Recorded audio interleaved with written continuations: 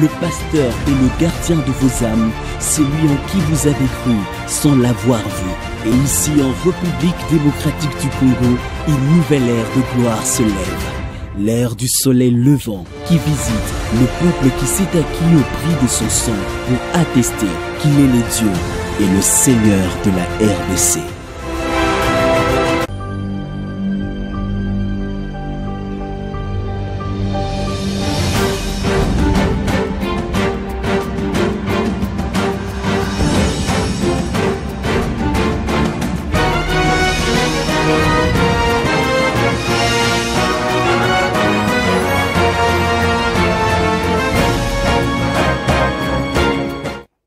Shalom bien-aimés, je vous salue tous dans le nom précieux de notre Seigneur et Sauveur Jésus-Christ. C'est déjà l'heure de votre émission Posons les fondements. Posons des fondements, c'est une émission de maturité, une émission d'enseignement, une émission où nous parlons des choses qui concernent les royaumes des cieux, la doctrine chrétienne, la doctrine de Jésus-Christ. Posons les fondements, c'est une émission de tous ceux qui se réclament enfants de Dieu, ceux qui sont déçus des fois de certaines choses qui se font dans les églises locales. Ils trouvent vraiment leur consolation, leur édification au travers de l'émission Posons les fondements sur la meilleure chaîne chrétienne ZDM. Que le Seigneur vous bénisse. Moi, c'est le pasteur Cédric Lukusa. Je suis le pasteur de l'église Temple Chrétien Mont-Carmel. Temple Chrétien Mont-Carmel, nous sommes sur l'avenue Kitega, au numéro 110, précisément dans la commune de Kinshasa. Kitega, numéro 110, dans la commune de Kinshasa. C'est là où nous nous réunissons chaque mercredi et vendredi, de 17h30 jusqu'à 19h30, et aussi les dimanches, de 8h juste jusqu'à 11h30. Posons les fondements. Nous avons déjà parlé beaucoup de choses dans cette émission. Et ça fait 2 semaines que nous avons abordé un autre sujet. Je crois que par la grâce du Seigneur, on pourra le terminer la semaine prochaine. Nous l'avons intitulé « Les choses que Jésus-Christ seul peut te donner ». Les choses que Jésus-Christ seul peut te donner. Ce sont vraiment ces choses que nous sommes en train de parler dans ces sujets. Parce que nous avons compris, il y a des choses qu'un président de la République peut donner aux gens. Il y a des choses qu'un roi de ce monde peut te donner. Il y a des choses qu'un député ou qu'un homme hautement placé peut te donner. Il y a des choses que ton pasteur, ton apôtre, ton prophète, ton évangéliste, ton docteur, ton chef spirituel peut te donner. Mais il y a des choses, mes frères, qu'aucun homme ne peut donner. Il n'y a que Jésus-Christ seul qui peut vous les donner. Et ce sont ces choses que nous sommes en train de partager avec vous ensemble. Nous avons compris que la première chose que Jésus-Christ donne, c'est la vie éternelle. Mes frères, la vie éternelle, aucun prophète, apôtre, majeur ou mineur soit-il, peut donner aux gens. Jésus-Christ est le seul qui donne la vie éternelle. Et dans cette partie, nous avons même essayé de parler sur les étapes de la vie éternelle.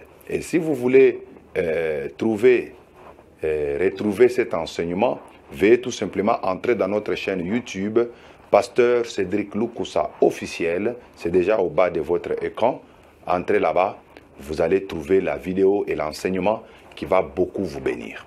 La deuxième des choses que nous avons parlé, Jésus-Christ seul peut te donner le pardon du péché. Jésus est le seul qui pardonne le pardon du péché. Ça, nous avons vu ça la fois passée, où les pharisiens, les scribes, ils s'étonnaient parce que Jésus-Christ avait dit à un homme que tes péchés te sont pardonnés. Et ils ont posé la question, qui est celui qui peut pardonner les péchés si ce n'est que Dieu lui-même? Donc par là, nous comprenons que Dieu est le seul qui peut pardonner les péchés des hommes. Et Jésus-Christ, en tant que Dieu manifesté dans la chair, il est le seul qui peut pardonner tes péchés. Tu as tué, tu as avorté, tu as volé, tu es homosexuel, tu as commis n'importe quel mal, Jésus-Christ est le seul qui peut pardonner tes péchés. Et nous avons montré comment parvenir au pardon des péchés. Nous avons énuméré différentes étapes qu'il faut aussi respecter pour parvenir au pardon des péchés. Si vous voulez encore retrouver cet enseignement, entrez toujours dans notre chaîne YouTube, vous allez la retrouver et vous serez énormément bénis. Alors aujourd'hui, je vais parler de la troisième chose que Jésus seul donne. La troisième chose qu'aucun prophète ne peut donner, qu'aucun apôtre ne peut donner, qu'aucun pasteur, puissant soit-il, ne peut donner. La troisième chose, c'est le salut. Alléluia. Le salut est la troisième chose que Jésus-Christ seul donne. Lisons Ésaïe chapitre 45, le verset 21 à 22. Ésaïe 45, 21 à 22. La parole du Seigneur dit, déclarez-le et faites-le venir, qu'ils prennent conseil les uns des autres. Qui a prédit ces choses dès le commencement et depuis longtemps les a annoncées? N'est-ce pas moi l'Éternel? Il n'y a point d'autre Dieu que moi. Je suis le seul Dieu juste et qui sauve. Je suis le seul Dieu juste et qui sauve. Alléluia. Donc Dieu seul sauve. Tournez-vous vers moi et vous serez sauvés. Dès que vous vous tournez vers Dieu, vous serez sauvés. Vous tous qui êtes aux extrémités de la terre, car je suis Dieu et il n'y a point d'autre. Alléluia. Je suis le seul Dieu juste et qui sauve. Donc vous comprenez que en matière de salut, c'est Dieu seul qui peut sauver. En matière de salut, Dieu ne partage pas le salut avec quelqu'un. Vous voyez, il est le seul qui peut sauver. Lisons Luc au chapitre 2, le verset 11. L'évangile selon Luc, chapitre 2, le verset 11e. La parole du Seigneur dit, c'est aujourd'hui, dans la ville de David, il vous est né un sauveur, qui est le Christ et le Seigneur. Dans la ville de David, il vous est né un sauveur. Donc Jésus est le sauveur. Parce que cette écriture était en train de parler de la naissance de Christ. Jean, chapitre 4, le verset 42. Jean, chapitre 4, le verset 42. La Bible dit, et il disait à la femme, ce n'est plus à cause de ce que tu as dit que nous croyons, car nous l'avons entendu nous-mêmes, et nous savons qu'il est vraiment le sauveur du monde. Voilà. Il est vraiment le sauveur du monde. Donc Jésus est le sauveur du monde. Nous pouvons lire encore 1 Jean au chapitre 4. 1 Jean chapitre 4, le verset 14. 1 Jean chapitre 4, le verset 14. L'apôtre Jean dit, et nous avons vu et nous attestons que le Père a envoyé le Fils comme sauveur du monde. Jésus est sauveur du monde. Vous voyez un peu ça? Il y a beaucoup de gens qui pensent que Jésus il est le sauveur juste d'une tribu. Jésus est le sauveur juste pour un pays, Israël. Mais Jésus-Christ, selon les Écritures, il est le sauveur du monde. Il est le sauveur des Noirs, il est le sauveur de Blancs, il est le sauveur de toutes les races. Quelle que soit la race que vous avez, sachez que Jésus-Christ, il est votre sauveur. Nous les Noirs, on ne doit pas attendre un prophète, un sauveur venant, je ne sais pas, de quel pays africain. Mais nous aussi, les Noirs, nous avons qu'un seul sauveur, c'est Jésus-Christ de Nazareth. Il est le sauveur du monde. Il est le sauveur des Arabes. Jésus-Christ est le sauveur de tous ceux qui sont sur la terre. C'est Jésus qui est le sauveur. En dehors de lui, il n'y a point un autre. Bouddha n'est pas le sauveur. Il n'est pas le sauveur. Branham n'est pas sauveur. Vous comprenez un peu cela? Il n'est pas sauveur. Kadimama Okwiri n'est pas sauveur. Tous ces gens-là, Kimbangu n'est pas le sauveur du monde. Les sauveurs du monde, c'est Jésus. Parce que le salut ne peut venir que de Jésus. C'est Jésus seul qui donne le salut. Il est le seul qui donne le salut. C'est pourquoi les Écritures le présentent comme étant le sauveur du monde. Alléluia. Quel merveilleux sauveur. Alors il est très important, mes frères, que nous comprenions qu'est-ce que c'est le salut. Et pour expliquer le mot, le mot salut, nous allons comprendre les 7 choses que nous obtenons par à quoi nous sommes pratiquement délivrés. Les 7 choses à quoi nous sommes délivrés.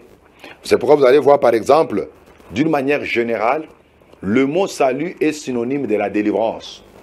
Quand on parle du salut, on voit la délivrance. Mais nous sommes délivrés de quoi? Le salut, c'est la délivrance. Mais nous sommes délivrés de quoi? Et nous allons voir maintenant ici 7 choses auxquelles nous sommes délivrés. Alléluia. Parce que Jésus est venu nous sauver. Il nous sauve de quoi? Et nous allons voir que Jésus nous sauve de 7 choses. La première chose, Jésus nous sauve du péché. Alléluia. Il nous sauve, il nous délivre du péché. Personne ne peut te délivrer du péché si ce n'est que Jésus-Christ. En 1 Jean, chapitre 3, le verset 5. L'apôtre Jean dit, « Or, vous le savez, Jésus a paru pour ôter les péchés, et il n'y a point en lui de péché. » Jésus a paru pour ôter les péchés, et il n'y a point en lui de péché. Lui-même, il a posé la question aux gens de sa génération. Il leur a dit, « Qui me convaincra du péché ?» Même Satan était incapable de trouver en Jésus les péchés. Comprenez? En lui, il n'y avait point de péché. C'est pourquoi il n'y a que celui en qui il n'y a pas de péché qui peut sauver les autres du péché. Alors, tous les restes des hommes, ce sont des pécheurs. Sauvés par la grâce. Ce sont des pécheurs. Que ce soit les pasteurs, que ce soit les apôtres, que ce soit les prophètes, même s'ils ressuscitent les morts. Mais ce sont des pécheurs. Jésus est le seul en qui il n'y avait pas de péché. Il a dit aux Juifs, les malins viennent à moi, mais il n'y a rien de lui en moi. C'est l'une des raisons qui a fait que Jésus a vaincu Satan. Parce qu'il n'y avait rien de Satan en Jésus. Mais il y a beaucoup de gens aujourd'hui qui chassent Satan, qui chassent les démons. Mais les démons et Satan est en eux, au travers du péché. Au travers du péché. C'est pourquoi Jésus, il est venu pour nous sauver du péché. Parce qu'en lui, il n'y avait point de péché. Matthieu chapitre 1er, le verset 21.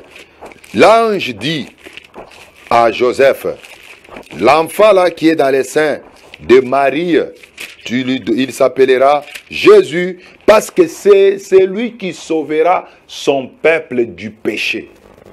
Jésus est venu pour sauver le monde du péché. C'est pourquoi on l'appelle Yeshua.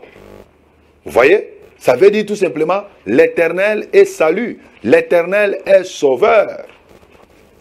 L'Éternel est sauveur.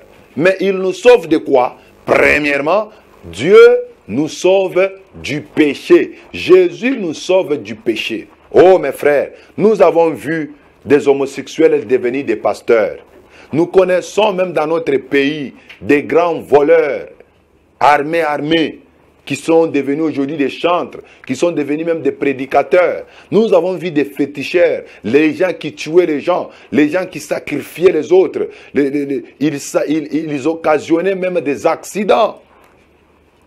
Mais parce qu'ils ont croisé l'homme qui sauve du péché, Jésus, leur vie a été transformés. Mes frères, nous avons vu même des prostituées devenir des intercesseurs, devenir des prophétesses dans les églises. Pourquoi? Parce que Jésus les a sauvés du péché. Il est le seul. Même quand nous prêchons, mes frères, dans l'église, même quand je prêche à la télé, ce n'est pas moi qui peux te transformer. C'est Jésus qui peut te sauver du péché. Aucun homme ne sauve. Nous, les prédicateurs, nous nous limitons seulement à prêcher la parole, à présenter l'évangile. Mais celui qui touche le cœur, c'est le Saint-Esprit. Celui qui sauve, c'est Jésus-Christ. C'est pourquoi on dit, il sauvera son peuple du péché. Jésus, quand il est venu sur la terre, il est venu pour sauver les gens du péché. Parce que personne ne pouvait sauver son prochain du péché. Adam a introduit toute la génération dans le péché. Vous vous rappelez du scénario de Genèse 3. C'est par là que le péché a commencé. Et tous les hommes de la terre étaient devenus pécheurs en Adam. Même un bébé qui naît aujourd'hui, c'est un pécheur. Parce que la nature qui est dans cet enfant, c'est la nature du péché. Mais Jésus-Christ, lorsqu'il vient, il vient comme le second et le dernier Adam.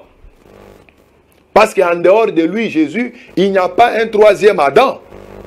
Tous ceux qui sont en train de parler qu'il y a un troisième Adam, ce sont des menteurs.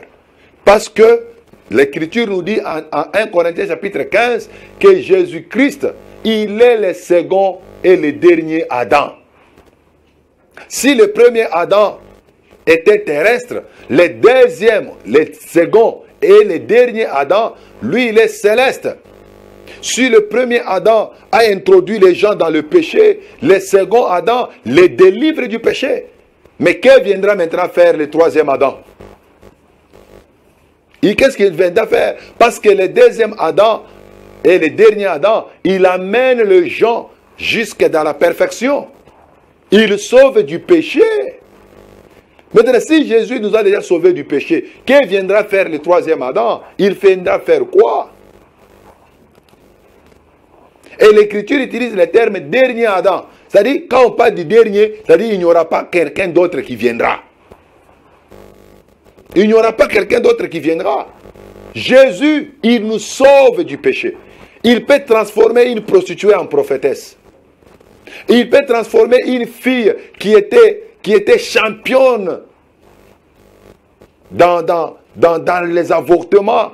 Jésus a la capacité de changer une telle fille et devenir une grande chanteuse. Jésus, il change même les voleurs. Il les sauve du péché. Mes frères, le monde est plongé totalement dans le péché. Et Jésus-Christ est la solution au monde. Il est la solution au monde. Parce qu'il est venu nous sauver du péché. La deuxième chose, nous sommes délivrés de l'impureté. Nous sommes délivrés de l'impureté. Jésus nous délivre de l'impureté. Ézéchiel, au chapitre 36, le verset 29. La parole du Seigneur dit, « Je vous délivrerai de toutes vos souillures. J'appellerai les blés et je les multiplierai. Je ne vous enverrai plus la famine. Je vous délivrerai de toutes vos souillures. » Donc Jésus, Dieu est le seul qui peut délivrer les hommes de leurs souillures, de leur impureté. Parce que l'impureté, selon Galates, chapitre 5, à partir du verset 19 à 21, fait partie des œuvres de la chair. Il y a les gens qui vivent dans l'impureté. Toi, tu es là, tu me suis. Peut-être tu es en train de vivre dans la masturbation. Tu es dominé de la masturbation. Jésus est le seul qui peut te délivrer de la masturbation. Jésus est le seul qui peut te délivrer des souillures du monde. Il est le seul qui peut le faire. C'est pourquoi nous parlons des choses que Jésus seul peut faire. Bien-aimé, on peut t'enseigner, on peut tourner même à la chair. Mais si Jésus ne te sauve pas, si Jésus ne te délivre pas des souillures, tu ne seras pas délivré. Tu peux pratiquer le yoga, tu peux pratiquer des différentes disciplines de ce monde, mais cela ne peut pas te délivrer des souillures. Le souillure, l'impureté, il n'y a que Jésus seul qui peut te délivrer. Il n'y a que Jésus-Christ seul. Tu as tenté par tes propres efforts, tu n'es pas arrivé. On t'a donné toute une liste de règles à observer. Tu as tenté, ça a tenu 1 semaine, 2 semaines, 1 mois, et puis tu as rechuté. C'est pour te dire que toutes ces disciplines sont éphémères. À ce qui concerne l'impureté, à ce qui concerne le souillure du monde, seul Jésus-Christ peut te délivrer. Alléluia. C'est pourquoi nous devons lui faire confiance. Venons à lui, il est le seul qui peut nous délivrer. Lui-même, il a dit, venez à moi, vous tous qui êtes chargés et fatigués, je vous donnerai du repos. Tu es fatigué de quoi, mon frère, ma soeur? Tu es fatigué de quoi? Jésus est le seul qui peut te délivrer. Crois en lui, fais-lui confiance, tu seras délivré de toutes les souillures du monde. Oh, j'aime bien l'évangile. C'est la bonne nouvelle. C'est la bonne nouvelle. La troisième des choses, nous sommes délivrés du diable. Oui, quand le salut vient, il nous apporte la délivrance du diable. Le diable n'a plus encore de pouvoir sur nous. Le diable ne peut plus encore nous lier. Colossiens, au chapitre 2, le verset 15. C'est une meilleure écriture. Colossiens, chapitre 2, le verset 15.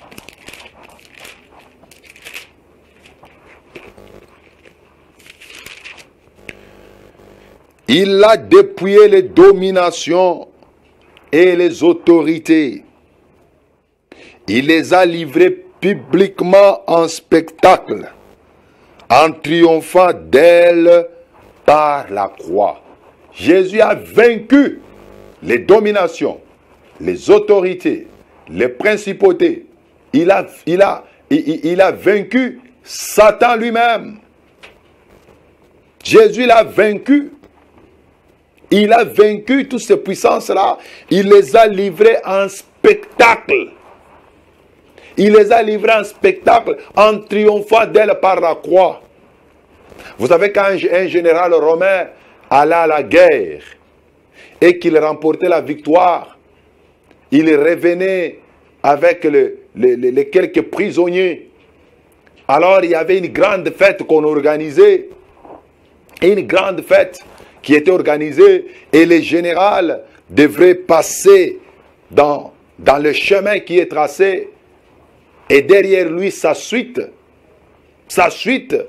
accompagnée des prisonniers parce qu'ils sont vaincus, ils sont neutralisés.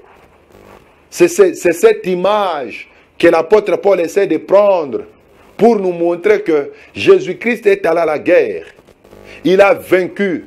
Il a vaincu Satan, il a vaincu les démons et ils sont derrière eux, derrière lui et il est en train de les humilier en public pour démontrer qu'ils n'ont plus encore de force. Je suis venu dire à quelqu'un, en tant que chrétien, Satan n'a plus de force sur toi. En tant que chrétien, les démons n'ont plus d'autorité sur toi. C'est ça la bonne nouvelle, il faut croire à ça. Il faut croire à ça. Parce qu'il y a les gens, ils sont dans les églises, mais ils croient encore que Satan les domine. Ils sont dans les églises jour et nuit, ils prient tous les jours, mais ils pensent toujours que Satan est plus fort que eux. Où est-ce qu'ils ont mis l'écriture d'un Jean qui dit, petits enfants, ne craignez rien, car celui qui est en vous est plus fort que celui qui est dans le monde. Oui, Satan est fort, mais celui qui est en moi, Jésus-Christ de Nazareth, il est plus fort que Satan. Alors Jésus est venu nous délivrer de Satan. On peut prendre l'image même des enfants d'Israël, le peuple de Dieu. Ils étaient en Égypte, l'image du monde.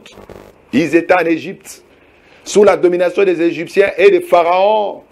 On peut considérer l'Égypte comme le monde. On peut considérer les Égyptiens comme les démons. Et on peut considérer Pharaon comme le diable. Mais Moïse, il est le libérateur. Il est l'image de Christ. Lorsque Jésus vient dans le monde, lorsque Moïse entre dans le monde, en Égypte, il délivre le peuple d'Israël de la domination des pharaons. C'est ce qui se fait lorsque Jésus vient nous sauver. Il nous délivre de la domination de Satan. N'est-ce pas, en Actes des Apôtres, chapitre 10, le verset 38, la Bible dit, Jésus allait de lieu en lieu, annonçant la bonne nouvelle et libérant tous ceux qui étaient sous l'empire du diable. Il nous a libérés de l'empire du diable.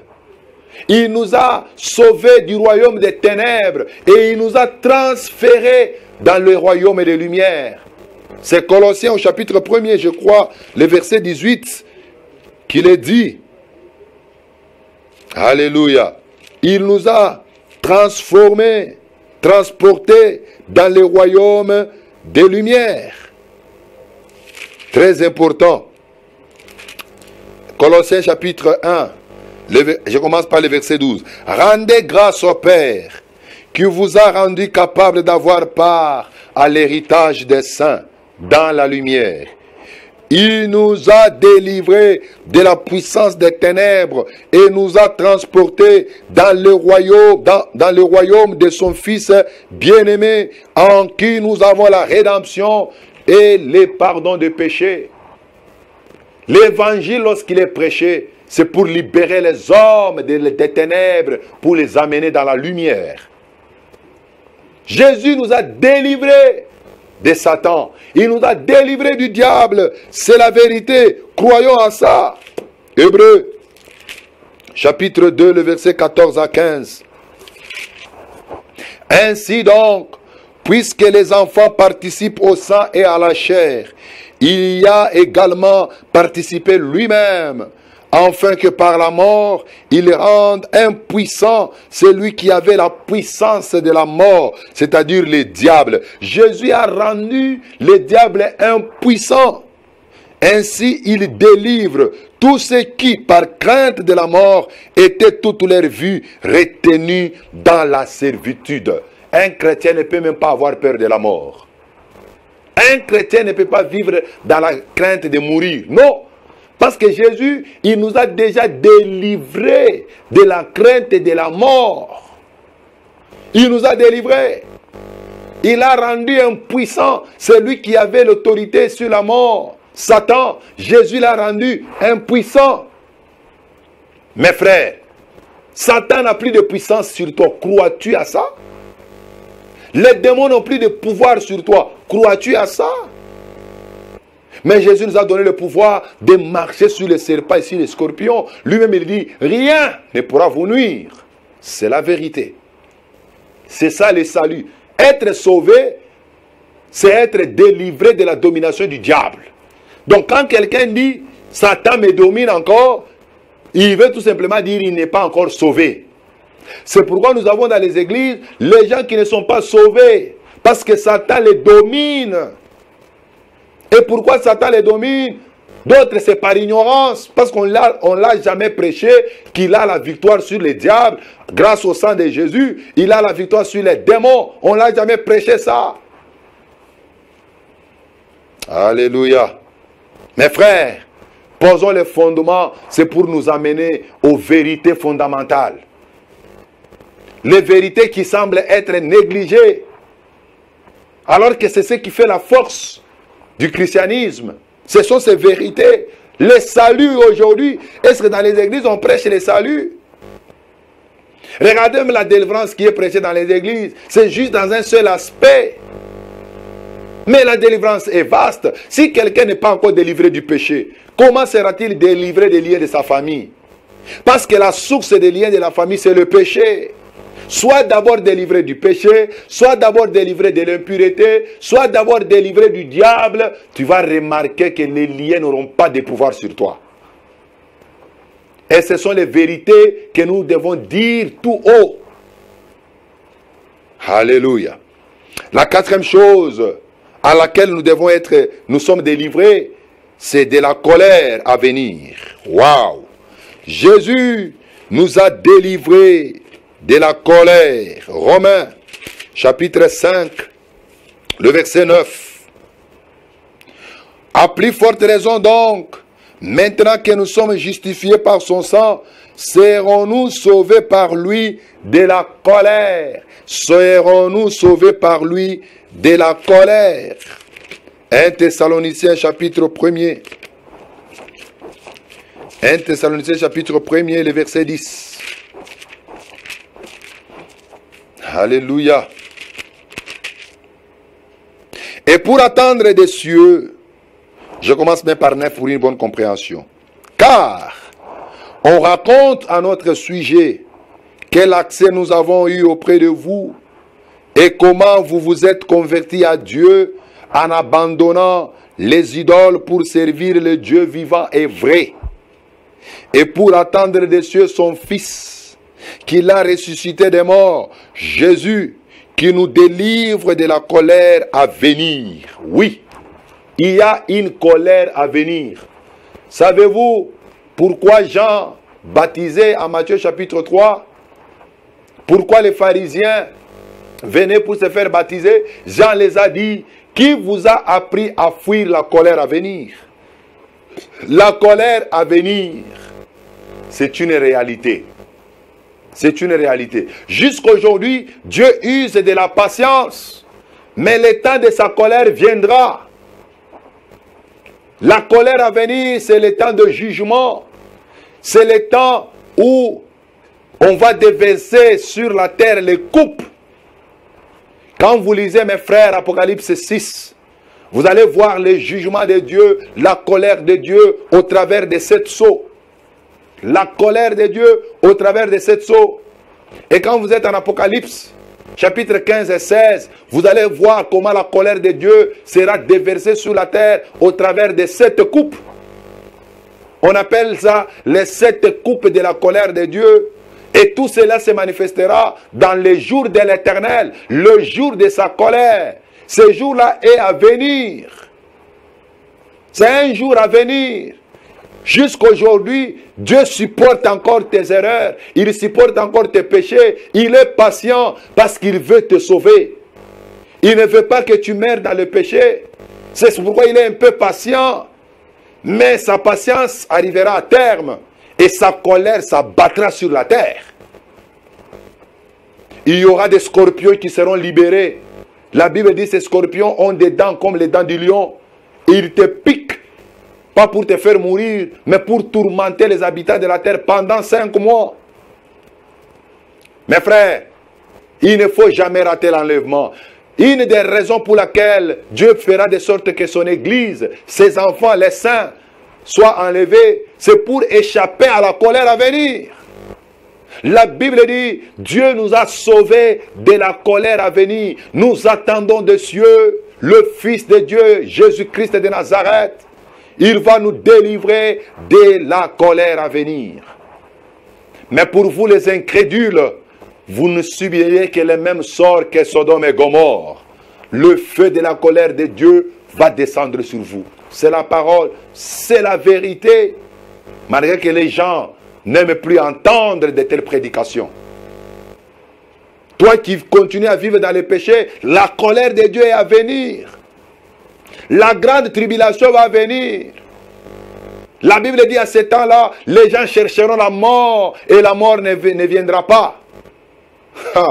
Pourquoi? Parce que l'objectif de la colère de Dieu, c'est faire souffrir les gens, les incrédules, les méchants. C'est la raison pour laquelle nous croyons en Jésus. C'est pour échapper à des choses comme ça. D'ailleurs, le salut veut dire échapper à un danger. Être délivré d'un danger, c'est ça le salut. Et c'est il n'y a que Jésus-Christ seul qui peut nous délivrer de la colère à venir. La 5e chose auquel nous sommes délivrés du monde présent. Un monde mauvais, nous sommes délivrés du monde présent. Galates, chapitre 1, le verset 4. Galates chapitre 1, le verset 4. Qui est donné lui-même pour nos péchés, afin de nous arracher du présent siècle mauvais. Présent siècle mauvais. Selon la volonté de notre Dieu et Père. Le présent siècle est mauvais. Jésus nous délivre du siècle présent. Il nous délivre de ce siècle. Jésus nous délivre du monde. Comment tu peux dire que tu es chrétien, mais on sent encore en toi les siècles présents? On sent encore en toi, tu es tenté de rouler, entraîné par les trains de ce monde. Regarde ta manière de t'habiller. Est-ce que cela est conforme à l'évangile et à la saine doctrine?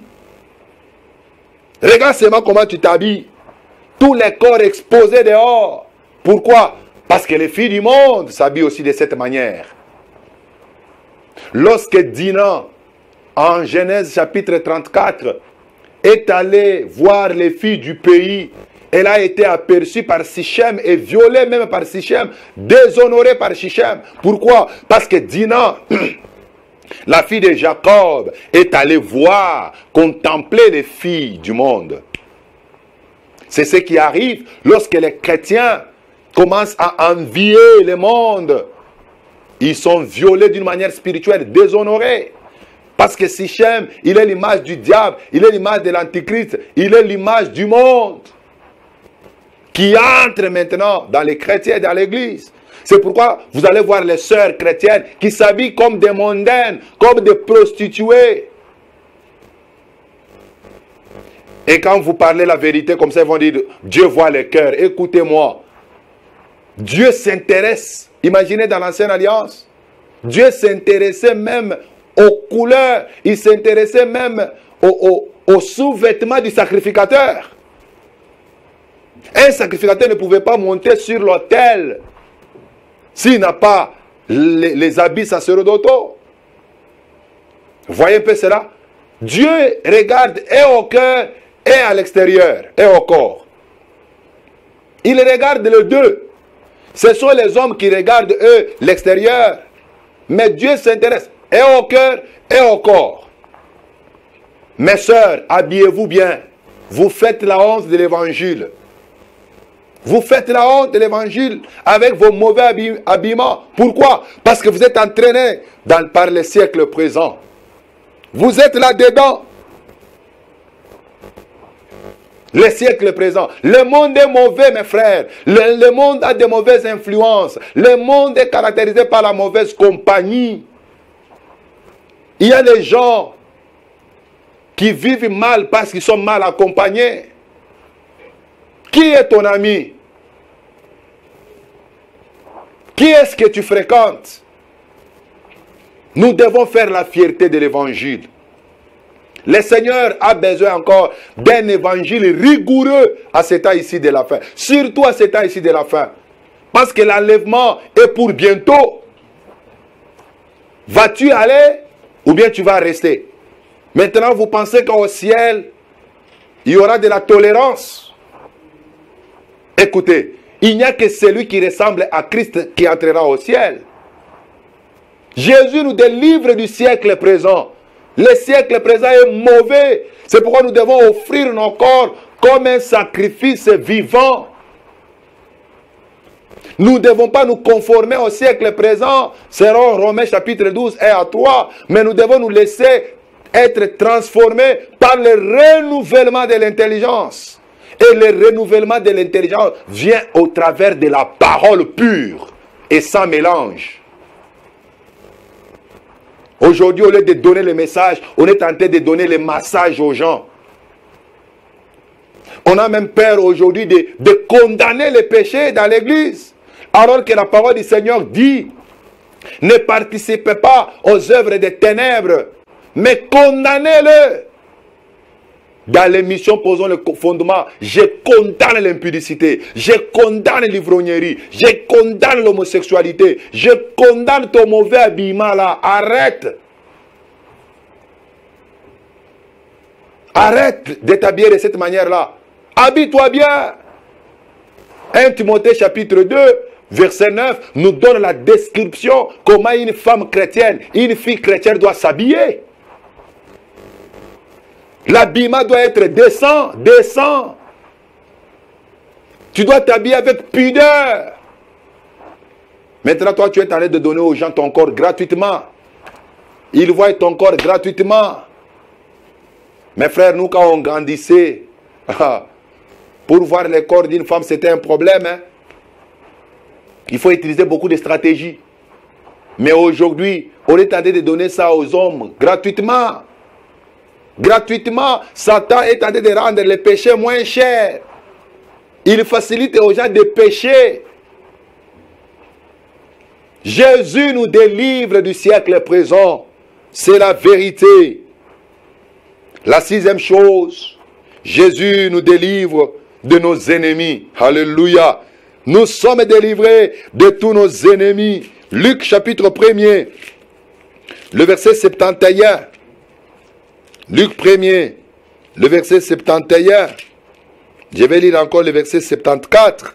La parole du Seigneur dit, un sauveur qui nous délivre de nos ennemis et de la main de tous ceux qui nous haïssent. Alléluia. Je suis venu dire à quelqu'un, Jésus est venu pour te délivrer de tes ennemis et des hommes qui te haïssent. Si tu constates qu'il y a des hommes qui ne t'aiment pas, si tu constates que dans ta vie il y a des ennemis, Jésus, il est le sauveur. Il est venu pour te délivrer de ça. Si tu crois en lui, tu es délivré de tes ennemis et des hommes qui te haïssent. Verset 74. De nous permettre, après que nous serions délivrés de la main de nos ennemis, de les servir avec crainte. Lorsque le Seigneur te délivre de la main de tes ennemis, tu vas les servir avec crainte. Et la septième chose, Jésus nous délivre de la mort éternelle. Jésus nous délivre de la mort éternelle. Jean chapitre 3, le verset 16 à 17. Il y a la mort physique. Alléluia. Il y a aussi la mort spirituelle. Il y a aussi la mort éternelle ou l'enfer. C'est ça l'enfer.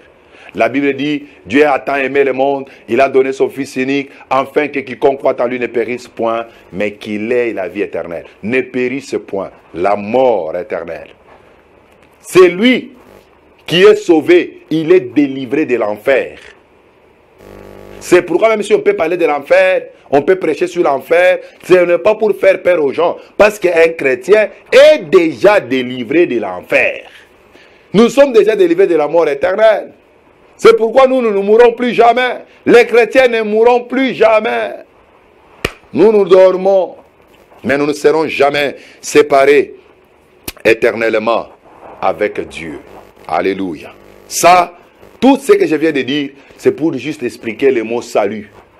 Parce que Jésus seul peut faire ces choses. Jésus seul peut délivrer du péché. Jésus seul peut délivrer de l'impureté. Jésus seul peut te délivrer du diable. Jésus seul peut te délivrer de la colère à venir. Jésus seul peut te délivrer du siècle présent. Jésus seul peut te délivrer de tes ennemis. Jésus seul peut te délivrer de la mort éternelle. Quelles sont alors les sources du salut? Nous en avons 4 ou 5. Première source du salut, il est d'abord important de noter que le salut ne vient pas des œuvres. Le salut n'a pas pour source les œuvres. Il n'y a aucune œuvre que tu peux poser qui peut te donner le salut. Romains chapitre 11, le verset 6. Ephésiens chapitre 2, le verset 9. 2 Timothée chapitre 1, le verset 9. 1 Timothée, Tite plutôt, chapitre 2, le verset 11. Je répète. Le salut ne vient pas des œuvres. Aucune œuvre ne peut te donner le salut. Romains chapitre 11, le verset 6. Ephésiens 2, verset 9. 2 Timothée chapitre 1, le verset 9. Tite chapitre 2, le verset 11. Toutes ces écritures nous montrent que nous sommes sauvés par la foi et non par les œuvres. Deuxième source du salut, le salut vient de l'amour de Dieu. Nous sommes sauvés parce que Dieu nous aime. Romains chapitre 5, le verset 8. 1 Jean chapitre 4, le verset 9 à 10. 1 Jean chapitre 4, le verset 9 à 10. Nous sommes sauvés par l'amour de Dieu. Dieu, parce qu'il nous aime, il nous a envoyé son Fils Jésus-Christ pour nous sauver. Troisième source du salut, le salut vient de la miséricorde de Dieu. Le salut vient de la miséricorde de Dieu. Psaume 6, le verset 5. Tite, chapitre 3, le verset 5. Psaume 6, 5. Tite 3, 5. Quatrièmement, le salut vient de la patience de Dieu. Oui, Dieu use de patience afin que tous les hommes soient sauvés.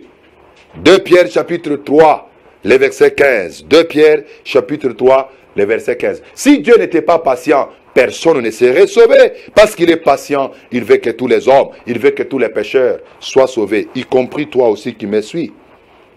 Et cinquièmement, le salut vient par la foi en Jésus-Christ. Nous sommes sauvés par la foi en Jésus-Christ. Marc chapitre 16, le verset 16. Il est écrit, allez par tout le monde, prêchez la bonne nouvelle. Celui qui croira et qui sera baptisé sera sauvé.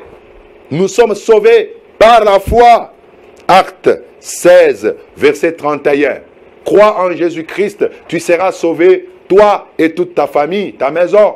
Tu seras sauvé, toi et ta maison, par la foi en Jésus-Christ. Romains chapitre 10, le verset 9. La foi vient de ce qu'on entend, ce que nous entendons vient de la parole de Christ. Nous sommes sauvés à partir de ce que nous entendons. Et ce que nous entendons produit la foi en nous. Et cette foi-là nous amène au salut. Pas de salut sans la foi. Éphésiens chapitre 2, le verset 8. Et 1 Pierre chapitre 1, le verset 5. La foi nous sauve. Bien-aimé, tu peux aimer ton pasteur. Tu peux aimer ton prophète comme tu veux. Mais écoute-moi, ça ne te sauvera pas. La seule chose qui peut te sauver, c'est la foi en Jésus-Christ. C'est pourquoi nous parlons ici de croire en Jésus-Christ et non croire aux hommes. Ne croyez pas aux hommes parce que l'homme ne te donnera rien. L'homme ne peut pas te sauver. Jésus-Christ seul peut te sauver. L'homme peut te donner de l'argent. Mais l'homme ne peut pas te sauver. Parce que le salut se trouve dans la main de Jésus-Christ. Oh mes frères, je suis beaucoup béni avec ce message. Que le Seigneur vous bénisse abondamment. Nous arrêtons par là aujourd'hui. Que le Seigneur vous bénisse abondamment. Moi, c'est le pasteur Cédric Loukoussa. Je suis le pasteur de l'église Temple Chrétien Mont-Carmel. Nous sommes sur l'avenue Kitega, numéro 110, dans la commune de Kinshasa. Kitega 110, dans la commune de Kinshasa. C'est là où nous prions chaque mercredi et vendredi de 17h30 à 19h30 et aussi dimanche de 8h juste jusqu'à 11h30. Nous avons nos numéros. Veuillez nous écrire, c'est le numéro WhatsApp. Nous avons une chaîne YouTube et la page Facebook. Veuillez nous suivre encore sur YouTube, Pasteur Cédric Loukoussa officiel. Vous serez énormément bénis. Nous avons une autre assemblée au niveau de Badara. C'est dans les quartiers Boulambemba. Dès que vous prenez la rue Seta, vous allez trouver un marché qu'on appelle Mbila. Après le marché Mbila, il y a le quartier Boulambemba. Vous allez trouver juste à gauche. C'est là où se trouve Temple Chrétien Mont-Carmel que dirige notre pasteur, le pasteur Michel. Que le Seigneur vous bénisse. Soyez branchés pour la rediffusion le samedi. Et quant à moi, samedi à 20h, mais quant à moi, je vous retrouve le lundi prochain à partir de 15h30. À mon nom personnel et au nom de toute l'équipe technique des ZM et au concepteur de cette émission, M. Serge Katouma, je vous souhaite une bonne soirée. Que Dieu vous bénisse.